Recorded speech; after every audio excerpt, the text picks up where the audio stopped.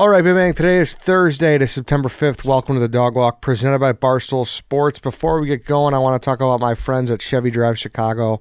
Fall is kicking in, and back to our favorite sports season. So whether you're going on a game, a road trip, or prepping for a big tailgate, your local Chevy dealers have you covered for the perfect SUV and trucks for all the space you need. The Chevy Silverado comes in a variety of different custom styles to fit your needs, and you can always count on your Chevy to have the best technology no matter what you choose. That's so perfect. Like if you're really in the market for a car and you love football and you're going to hit a tailgate, the Chevy Silverado is it. I think it's probably the perfect tailgate. Yeah. Yeah. And they look so sharp now. They do. They've done a great job. Yeah. On the new model, I saw a white one that was especially very clean looking. Yeah. You know, it had the black Chevy imprint. Ooh, that's nice. Yes. Yeah. It was awesome. Yeah. So the official truck partner of the Chicago Bears, head to ChevyDriveChicago.com to find your truck today. And while you're there, look at the rest of the fleet too, obviously. They got a bunch of great sedans, bunch of great other SUVs. So go do it. One more time, ChevyDriveChicago.com. All right, Chief, welcome in. I feel like we haven't had a one-on-one episode in a bit. Yeah. I know we had Sagar last week, but we recorded that like the week before. And then since before then, it's been a little bit. So I was like, yeah, let's run this Get back in there. Yeah. And there's stuff in the news. Yeah. Yeah. Mm-hmm. I mean, I don't know if this is like specifically election involved or not. No, not our election anyways. Yeah, but it's just crazy how close we are to that thing. I think it's like 56 days or something like that. Well, yeah, it's September 5th. We're recording this on September 4th, so. And then the election's November 5th. Exactly. So 2 months. Legit 2 months. Yeah. Which is wild. I'm nervous. I'm nervous. I just want to have things be normal. Totally. Like just. I think most people do. And I feel like it hasn't been normal in 10 years. 2015. Yeah, it's been crazy for a long time. Yeah. The only people that don't want normal are the people that are profiting off this shit. And there's a lot of them. And I know people are going to accuse us of doing that, but I don't think. Well, how are we profiting? Just because we're talking about it. Well, the whole world's talking about it. Yeah. Yeah. No, I mean, I feel like the people who are profiting are the people that are actually in the government. I feel like that. Yeah, that too. But obviously a lot of media is largely profiting off the demise of. Well, it's like it's like clickbaity headlines and, and it's, what is that? Like doom porn, right? What do they call that? Doom porn? Where it's doom scrolling. Doom scrolling where like everything's the end of the world. And, and it's just, and I think that really started in 15. Like everybody, this person's a communist, this person's a threat to democracy, this, that, the other. And it's just like, can't we all just say what we want to say and then just not have people like, if you believe this, that you're an evil person. Yeah. But then it's also the people who know what they're doing and they're just still doing it to get a rise out of people. Well, and it's just like the blatant hypocrisy of people who are like just rooting for someone on a team. That's the thing that I don't like, where it's like whatever my person does, whatever my candidate does is fine. Whatever the other person does is evil. Imagine blindly putting your faith into someone else, into everything they say, 100%. It's insane. It's crazy. It's insane. Yeah. Yeah. So that's not what we're talking about today. No, sorry. I don't know. Sorry if that was a tangent. But I don't know. I got annoyed the other day because I don't even know if I should say it because I didn't say it. I didn't do the full body of research on it, but someone said there was like a migrant takeover in Chicago. Yes. Yeah. In an apartment building. And then they went and they talked to people on the street. They're like, yeah, that's not what happened at all. Yeah. So I don't know what happened. And that was the thing. I think Elon might have quote tweeted it, and which made it more of a story. But their police did respond to that. There was a 911 call basically alleging that there was a Venezuelan gang takeover of a complex somewhere in Chicago. Police responded. They supposedly didn't see anything like that. But then it is going on in Aurora, Colorado. That is a real thing, that it is happening. I saw the police report there, and they said that they went there and there was not in Aurora any truth to that. Yeah, that was the police report I saw. I mean, they said they're securing the compound, or they're securing the apartment complex where they were. They said there's definitely Venezuelan gangs, but as far as or they said there's gangs at least. I don't even know if it was specifically that. But I saw a report or a news story from where the chief of police was quoted as saying that was bullshit. Yeah, I saw another quote that the mayor said it wasn't, that there are a handful. That's what I mean. It's so hard to figure out, to parse out the truth. There was a statement from the mayor saying it's not that big of a deal, that there's only a handful of these complexes, but the one that's been highlighted has 200 units. So who knows? Yeah, who really knows? But there is like some footage and stuff. Yeah, I saw the footage. Yeah. I saw it too. But I like going to one apartment is not a takeover, like. Yeah, well, going to one apartment complex. Yeah, but like the video I saw was just they went to one room or one place. It's not like they were knocking on every door, like escorting everyone out, shaking people down. Yes, but I could have missed something. Yeah, it's hard to stay on top of things. Exactly. That's why, like I said before this, I was like, I don't even know if I want to say it because I don't like to talk about shit that I'm not like 100% on. You know that? Yeah, I do. But it's also like, this is one of those things where it gets into like the misinformation, disinformation, malinformation, which will come up as a theme later. There is nothing illegal about being wrong. So if you deal with the information, it's like, they used to, people used to think the world was flat. And we sailed around. It's like, it's not flat anymore. Like you have to make adjustments to your beliefs based upon the information that you're receiving. Yeah. So, but you do have to try to receive that information honestly and earnestly. So then you're not like, and then you have to be able to, like, I do this. I get shit wrong all the time. And I change my opinion on things all the time. And I think that's actually healthy.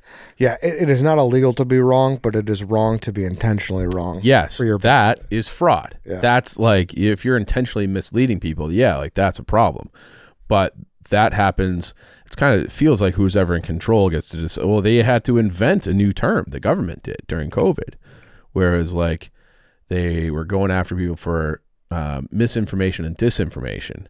And then they started saying, well, it's actually malinformation, which is a way to say it's true, but it goes against our policy. So it's bad information. And it's like, well, it's true. How could the truth be inherently bad? Like if it's true and it goes against your policy, well, then you should take that information in and change the policy, not suppress malinformation. So that's one of those things where it's just like, everyone should be seeking the truth all the time. And if you get things wrong, you just have to hold your hand up and tell the truth and say, I got that wrong. Yeah. Yeah. Yeah. Yeah. All right. What are we getting into? Sorry, that was a 8-minute tangent off the I think it's fine. I think it's good. We're talking about Pavel Durov. So Pavel Durov, which left winger for the Red Wings. As Pavel Datsyuk, one of my all-time favorites. I'm sure the stud magician, great defensive player. Also, how do they let those teams happen? What? How do the Red Wings get all those guys? So I want to say that the core of that team that won it in 2008 was the two best players were Datsyuk and Zetterberg. Mm-hmm. I think Zetterberg was like a 4th round pick and Datsyuk was like a 7th round pick. Like he just kind of flew under the radar, and then once he got here, it was like, holy shit! Like this guy's real deal. Incredible. Yeah. But anyways, Pavel Durov. I keep setting us off. Yeah. So he's a 39-year-old so he was born in the old Soviet Union, and so when he was just a little child when the Soviet Union collapsed, and we did that podcast years ago about the St. Petersburg Penguins or something like that, about the the Red Penguins. The Red Penguins. Mm-hmm. And like what a shit show Russia was after the wall came down under Yeltsin, and it was just like the Wild West with gangs, and you'd have all these people just like becoming oligarchs and billionaires overnight because the government would award them like, all right, you're the natural gas guy, congratulations, you're a billionaire. And there's a lot of stuff like that going on. And so that's like the environment that he grew up in. So he was born in Soviet bloc where, they control KGB, FSS, like they just controlled all the information. It was like a lockdown state. security state, all that kind of stuff. And then he and his brother are like these genius, like legit genius. Like his brother, I guess, Nikolai, who has not been arrested. He's the co-founder of this messaging app. It's also like a social media app and like an information app and a crypto app all in one called Telegram.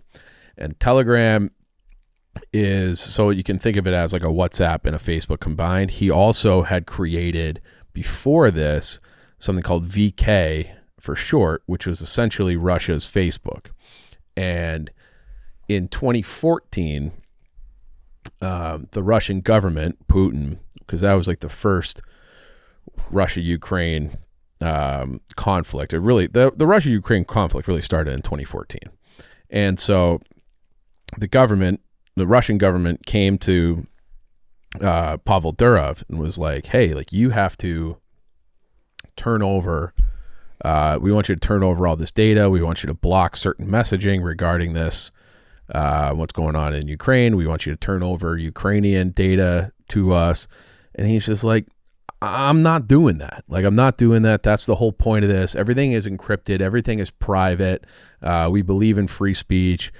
And so he had two other partners in that, basically it's Facebook of Russia, VK. And as a result of this dust up, we'll call it, with the Russian government, which, I mean, there have been all sorts of politically driven executions and jail times and persecutions for people who were journalists and free speech advocates and anybody who was basically confronting the Russian government. They had no problem doing political hits and suppressing information. So he got basically forced out of that company, and he and his brother left, and they're like, we're going to start like our version of WhatsApp as a messaging company, which is this Telegram. And he went on Tucker Carlson's show like maybe 5 months ago, something like that. And he was saying that, you know, they brought Telegram kind of all over the world looking for a place to have their headquarters. And they went to Singapore, they went to London, they first went to Berlin. He thought they were going to end up in San Francisco because that's like the tech capital of the world. He said that as soon as like he would land in the United States, he was always met by FBI agents being like, what's your deal? Tell us about this app, like just kind of general harassment. And he would just like, he would never relent. And he's like, this is a free speech platform where we're big on privacy. He also said he never spent a single dollar advertising Telegram anywhere. So it just all through like word of mouth that this is an encrypted, protected app. And it went from, in 2014 when it launched, obviously it was 0. Now it's at about 1 billion users, and they get something like 2.5 million new users a week. Still, even, you know, and probably more since he's been arrested because it's been, you know, in the news. But that has always been his thing, is that this is a free speech platform. So, and then, you know, this is back in 2018, he was confronted by the Russian government again, and same thing around the Ukrainians and free speech about Telegram. And he's just like, no, I'm not doing it. So he's basically been a man without a country for about 10 years. So he left in 14. He's had these issues with, he has Russian citizenship still, but hasn't been back. He has French citizenship, with, it's like St. Kitts and Nevis in the Caribbean, and then citizenship in Dubai. So Dubai is where Telegram is headquarters now, because he feels that was the only place where he didn't have to deal with, you know, kind of government bureaucracy, where he could go in and just set up his business and hire the best people and not worry about hiring engineers from the EU or from the US or whatever. He holds competitions, and whoever it almost sounds like it's that opening scene of Facebook or the Social Network, where they're getting like hammered in the in whatever room that is, and they're doing like coding and stuff. And they would have these competitions to hire the best engineers in the world, and that's all he ever wanted to do. What was the theory on that again? It's like find the laziest person or something like They'll that. Find a shortcut. Yeah, because they'll find a shortcut. How to do everything. Yeah. So I don't know if that's his exact thing, but that is. Someone had said that. Who said that? Was that Zuckerberg? I think so. Okay. Or it was the Timberlake character. Yeah. Somebody said that. The Napster guy. Yeah. And so he's set up this company. It's growing and growing and growing. And then he also says that he owns nothing because he doesn't want to be tied to a physical location. He doesn't want to ever be stressed about details that are not directly tied to Telegram. He's like a hyper-focused guy on what he's doing. And he also feels like if he doesn't actually own anything, which Elon doesn't own anything either. I don't know if you knew that. Like he sold every house he has. Yeah. So he owns his companies, and that's really it. Doesn't he own like a tiny house? I think he rents. Does he? And I think that's the same thing as Durov. And Durov has the different reports say they put his estimated net worth somewhere between 11 billion and 15 billion. So that would make him the single richest citizen in Dubai. So I would assume that excludes the royal family there. But in terms of any other citizen, it's the richest person in Dubai is Pavel Durov, which is kind of, you think of that as like, oh my God, like all these people with all this oil money, they're so wealthy. It's like still, and I'm sure they are, because it's like, how do you account it? Like we're still sitting on all this oil, but they are, he's the richest person in the United Arab Emirates. So, but at what cost? I mean, he got a bunch of people on his head. Yeah, but not there. Yeah, not there. They had. So last week he was traveling by private jet from Azerbaijan, which is down by like the Caspian Sea, like there used to be a Soviet republic, to France, where he is a citizen. And as soon as he's traveling around with like his supermodel girlfriend, and he's like a handsome, like in shape, fit guy himself. He has his supermodel girlfriend there. She's posting shit. And then they land in Paris, and he's arrested at the airport and is charged with basically being the worst person in the world. Okay. So the charges say that he is complicit in running a platform that allows for fraud, allows for human trafficking, drug trafficking, and it's like, well, it's your platform. So, and he has like there's a cryptocurrency attached to that platform as well, which makes it a lot easier to do drug and human and weapons deals. And so they're basically like, well, this is your platform. This goes on your platform. So you're arrested. So he was arrested in France on all these charges. And then there was this wave of support on social media being like, this is bullshit. They're arresting him because he won't give the governments access to data. So another thing he said on that Tucker Carlson show is that he came to the U.S. and again was met by, the U.S. government officials being like, we want you to give us all of the data from Telegram related to January 6th. And he's like, I'm not doing that. I'm not going to do that. So then he gets a letter from the people in the U.S. government on the Democratic side saying, if you don't comply, you will be arrested, and there's all sorts of sanctions that they can put on this company. And if you don't comply, like, we're going to go after you on all these different things. And because you're in violation of the U.S. law and U.S. Constitution. So they're sitting on this letter, and he's talking to his lawyers, and their lawyers basically like, just don't reply. Another week or so goes by.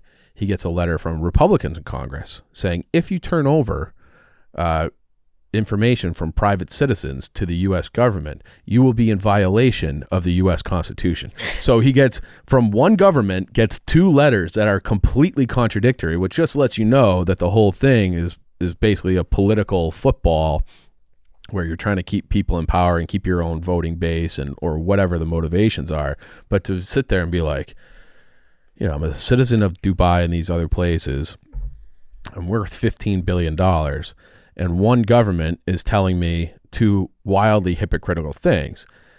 Then we had, he left Russia because he was fearful and couldn't operate his business and lost his original business. And then now Putin and the Kremlin have come out saying that his arrest in France is a political witch hunt and a Western witch hunt, and they're going to do whatever they can to help Pavel Durov out of this situation. What? Yes. So that's what it's like. We talked about the opening of the show being like, who do you even really know who to believe? Well, it's like Putin, who has a long and terrible history of going after political rivals, people who criticize him in the press, and Pavel Durov himself is now being like, nope, this is a witch hunt. He's actually like, Putin is trying to basically be like, I'm on the side of free speech, but he's only doing that. He's never been on the side of free speech. Mm-hmm. He's only doing that because now he can point the finger at the West for going after a guy on basically saying that they're attacking him for free speech. And Durov, hold on 1 second. Okay. I want to talk about Portillo's real quick here. I love talking about Portillo's. Yeah, listen, there's still a little bit of summer left, so you should beef up your summer with a trip to Portillo's, whether you're craving a Chicago-style hot dog with cheese fries, wanting a char-grilled burger, looking for a fresh-made salad, or cooling down with a cake shake. Portillo's is the spot to relish delicious food that fits every occasion. And if it's a break from the heat you're looking for, let Portillo's restaurants be your oasis. The fun, friendly team will cook up your food to order while you're grooving to the music and exploring all of the decor. Mm-hmm. Want a different way to get Portillo's? No problem. Portillo's has the fastest drive-thrus in town, plus easy pickup and delivery options. So head to Portillo's to satisfy your Chicago street food cravings today. Celebrate summer the Chicago way with Portillo's. Order at Portillo's.com or visit your local Portillo's today. We're big burger fans here. Big burger fans, big beef fans. Our guy Lance. So was it Friday? Yeah, Friday. We're like, hey Lance, like Lance works his ass off. Yes. People don't know, but we decided we're going to get him lunch, and we're like, hey, like you can order from anywhere. He could have had Chicago cut, could have had anything. He just wanted a beef. He just got a beef from Portillo's, some fries jarred on there, hot, and that's what he wanted. So anything in the world is at your fingertips. The boys are getting Portillo's. Yes, sir. Yes, sir. Shout out to Lance. All right. So what's his Durov like come out and it's been like, this guy, I know what his motivations are here. I mean, I think people are more speaking for him. Let me see if he has specifically said anything. Yeah. Or I don't know where your train of thought was before that, but if you had something you could just... Yeah, he hasn't tweeted anything since July 31st, so I don't know if he's given an exact statement, but he has been released. He's still like in France and has to have a court appearance, but he faces up to 10 years in jail. And this is where it's like, again, what is the truth and what are the real motivations? Because you've heard people be like, oh, we got to shut down TikTok. It's a way for the Chinese government to spy on us, which very well may be true. But TikTok also doesn't allow the Western and the U.S. government to have a backdoor into their data. So they're not allowing the data of all these different users to go to the governments, or at least to our government. And Telegram kind of fits in that category as well, where it's like this guy who's not working with either side, at least that's how it seems, because Putin went through a thing where Putin hated his guts, and now the West has arrested him. And that's like another thing.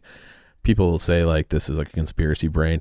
I don't think anything like this happens unless the United States signs off on it, because same thing with like the one of the pipelines. It was like, oh, who would have done that? And then it's like, well, it wasn't us.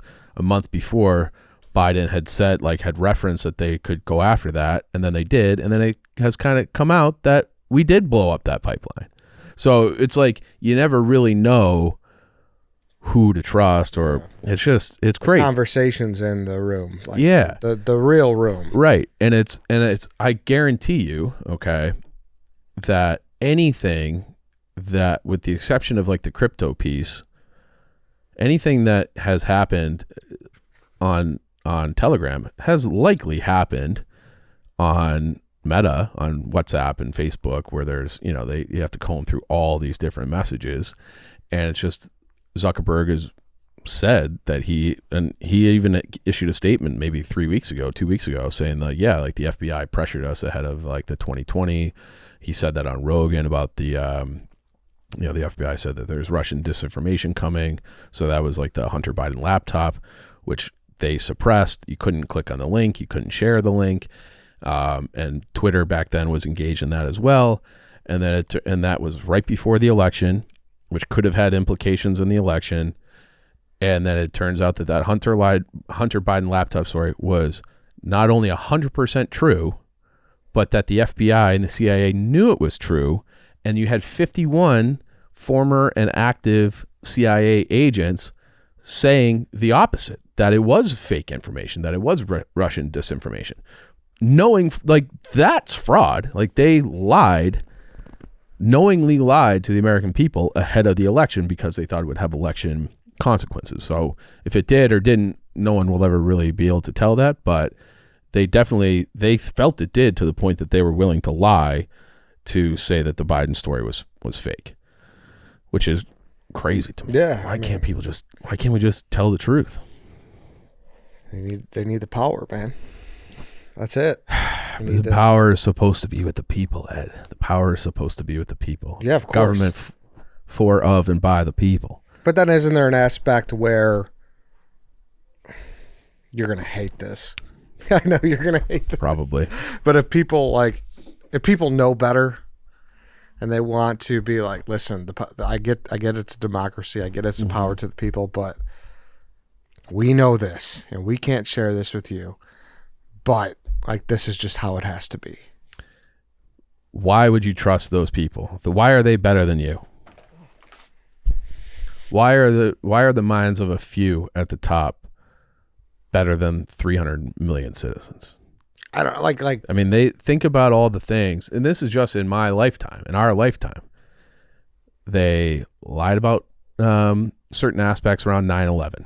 Okay, that's come out. Okay, where it was how involved was the Saudi government. They completely covered that up. 19 of the hijackers are Saudi. They have the video of the guy kind of like filming in and around the monuments. That guy he was a Saudi intelligence official. He picked up two of the hijackers at an airport when they first landed, and it was just like, oh, they just look Saudi, and I heard them talking, so I offered to pick them up and drive them to a house. And it's like, that was the official statement by the government.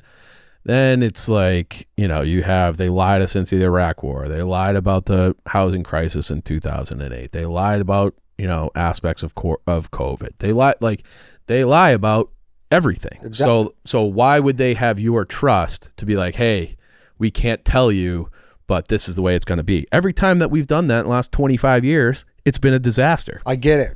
However, and I'm just playing devil's advocate. I know. I'm not saying this is podcast fodder. Mm-hmm. Like, is it kind of like a long snapper? Like, what have they gotten right though that like really gets kind of glossed over? Is this whole, we'll use aliens for an example. Mm-hmm. Like, did they not unclassify these documents or declassify? Sorry, did not declassify these documents because they know something that they don't want us to know, because if we know, it's going to fuck up the whole world. And I know that might be a stretch, but I'm just going. No, I mean, I think that especially with aliens, you could argue that there'd be a wild ripple effect of what that means for institutions, religious institutions. Would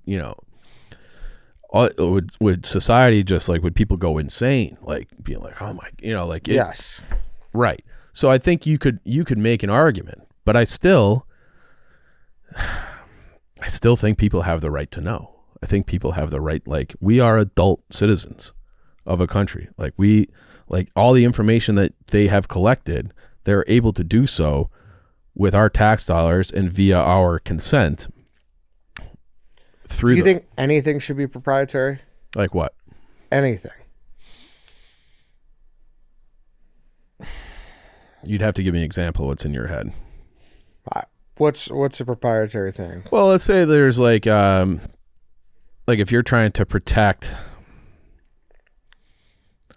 maybe military officials on certain missions that they're doing, but it's at the same time, it's like, I don't think that the ordinary citizens would vote for war if they knew all the information, and it's like, so maybe we shouldn't even have, certain, like, I don't know. Like, I don't want to put people's lives in danger necessarily, but it's like, well, why are their lives in danger? How did they get over in these places in the first place? And so it'd have to be like a case by case basis, but it does feel like, especially after COVID, where it's just, everything, and it's right in front of your face. It's right in front of your face, how the things that they lied about, and then it's just glossed over. And it's like people don't care enough. I fucking care. Like, I want to know. I want to be told the truth. Yeah, it's just all a human game of chess. It's all a human game of werewolf, so to speak. Great game. I know. Great game. But it's like, I believe, I'm not a particularly religious person, but that's one of those things. I had a teacher one time make the argument. He was a philosophy teacher. Make the argument that the Bill of Rights should not exist in a government document. So the Bill of Rights, like the right to free speech, right to bear arms, like the first 10 amendments, right? And his argument, especially for the First Amendment, was that the government did not give you those rights. And if they're in the Constitution, now I'm not saying I agree with this necessarily, but if they're in the Constitution, then it implies that the government gave you those rights. Where if you look at the Declaration of Independence, it's like we are endowed with these rights by our Creator. So it doesn't come from you. It's like this innate human right, life, liberty, and the pursuit of happiness, as opposed to the government's giving you these 10 rights. So I don't know. I've never been able to fully come to like my own thought on that, but I think there is something to that. So even if the government gave it to you, say the freedom of speech, then you can make an argument that the government could take it away. So that's where it's like, well, the government never really gave it to us. I had it before the government existed. And so I don't know. It's like, I'm deeply troubled by these censorship things. And it's like, if you read like Orwell, like 1984, or look at history, at no time, and I feel very confident saying this, at no time in human history were the guys that were the good guys, the ones being like, we need to suppress the speech. It's always the people trying to hide and control and push narratives that are and remain powerful that are suppressing speech. So whether it's Putin or Stalin or Hitler, or, we went through a little bit of that in our country as well at different times where freedom of speech was kind of trampled upon. I would say we've been going through that right now. And you look at these other rogue governments, like Brazil just banned X, Twitter, because people were using it to communicate. And then it's like, if you get caught using a VPN, it's $8,900 a day if you get caught on Twitter with a VPN in Brazil. Why is Brazil so anti-X, have they said? Because they're allowing, it's used for communication for the opposition. So there's a lot of people who say like there's fraudulent elections and the government's corrupt, and the government's like, well, we don't want that. So now Brazil has joined an illustrious list of countries that have banned Twitter, along with Iran, North Korea, Russia, Venezuela. I think there might be a couple others in that. In China. So it's like, if you think of like bastions of freedom across the world, those aren't the countries that you think of necessarily. But you're seeing this sort of kind of crackdown on speech in the UK. We saw it here. We saw it, we see it all sorts of places. And they would, they demonetize you, they deplatform you, they do, and it's like, and that was the other thing Durov said in the Tucker interview, that the FBI tried to hire one of his engineers to go and give him information and plant this open source code into the Telegram encryption, which would give them a backdoor. So then, so the guy said like, hey, he came to him, was like, this is what they're doing. And Tucker was like, oh, the U.S. government wants to do that? He's like, well, yes, but then it's like, once there's a backdoor, there's a backdoor for literally any country. So then any country, so it could be Putin, could be China, could be whoever wants to use that backdoor, it is now open. So it's like, while it was the West that approached him this time, he's basically inferring that like every country has been trying to get in there to spy on people, and they put it out there. And maybe there is some truth to, there are some bad actors of the billion people on Telegram. There are probably people doing shitty, illegal, and immoral things and using that platform to do so. But that's always been the case with communication. Telephone companies, anybody ever watch a mafia movie? Everybody ever watch The Sopranos? They run the pay phones. It's like, you're not prosecuting Verizon because their platform was complicit in a drug deal or human trafficking or anything like that, or any of these internet providers or any of these VPNs, where it's like, it does seem like or Facebook, or with Facebook, WhatsApp, Instagram, like I'm sure there's all sorts of people commit fraud and identity theft by hacking accounts all the time. They're not going after Zuckerberg for that. That's fraud. That's illegal activity. They don't go after Zuckerberg. And it's like, why do they go after Durov so hard, but they're not going after Zuckerberg? Well, because Zuckerberg theoretically has played ball with them. And why are they going after Elon? And what does this mean for Elon? Because if Elon's not allowing information, he's this big free speech activist. If he travels to France or to wherever, is he going to get arrested? And like, I don't think that that's right. All the world powers need to get in a room with Zuckerberg, Elon, Durov, who's the WikiLeaks guy? Julian Assange. Toss him in. Oh, that's another one. They arrested him. Yeah. He was in jail for years and years. Well, he was in a little room. And then was in jail. And was in jail. Yeah. So it's just, to me, it's just like, it's just not right. Because I do think that's how you get to the truth, is through talking things through. And I might have gotten everything wrong on this podcast. It's possible. And if it comes out that I was wrong, I will say that I was wrong. But to me, it's just like, you have to have the ability to think and to speak and to hear different ideas and argue them out. And if you've removed that fundamental privacy and fundamental freedom of speech, then you just don't have it. It's gone. I'm one of those people that just think there's some things that just don't have solutions to. Sure. It's just the way of the world. Yeah, but you should, that's like, so this is another founding document, okay? I can't remember if it's the Constitution or the Declaration of Independence now, but the line in it is, in order to form a more perfect union, not a perfect union. And I think that's like an important distinction, because if you're forming a more perfect union, that means that you are constantly pursuing ways to make it more perfect, knowing full well that there is no such thing as a utopia. There is make it as best as you can. Best as you can. There is no utopia. There is no perfection, but you should be striving to make it more perfect. And the best way to do that is to be able to have free, open, and honest debates, and as many people with the truth and access to the truth as possible. This is one of those things. Well, it just all comes down to people being scumbags. Like, from the people censoring to the people who take advantage of these platforms. Yeah. There's many parties. Right. Who are in the wrong here. Totally. But I would say that if you're going to... Stop the fucking troll farm shit. There's 8 billion people on the planet. How many people do you think are bad actors? It's a good question, man. Because I think it's a small number.